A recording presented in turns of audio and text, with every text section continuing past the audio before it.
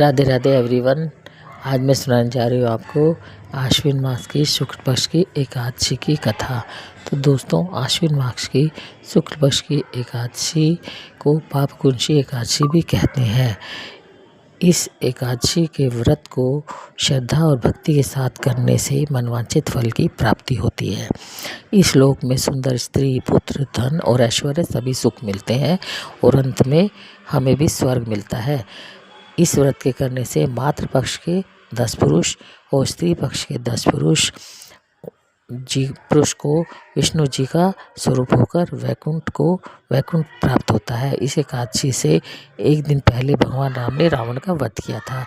चाहे रावण स्वभाव से राक्षस हो, परंतु वह ब्राह्मण था, इसलिए ब्रह्म हत्या के पाप से मुक्त होने के लिए श्री रामचंद्र जी ने भी इस व्रत को किया था और पाप से मुक्त हो गए थे।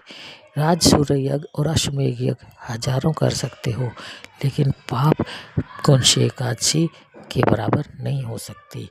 तो दोस्तों, इस व्रत को अवश्य करना चाहिए।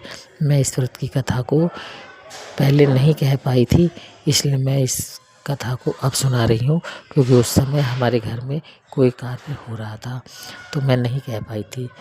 तो दोस्तों, मैंने इस कथा को अब सुनाया है, तो इसके लिए आपसे क्षमा मांगती हूँ। तो आपको अगर मेरी कथा अच्छी लगी हो तो मुझे लाइक, सब्सक्राइब और शेयर कीजिए। और अब मैं आपको कार्तिक मास की एकादशी कथा भी सुनाने वाली हूँ, जो अगले एपिसोड में आएगी। तो दोस्तों, आप मुझे लाइक और सब्सक्राइब कीजिए। धन्यवाद।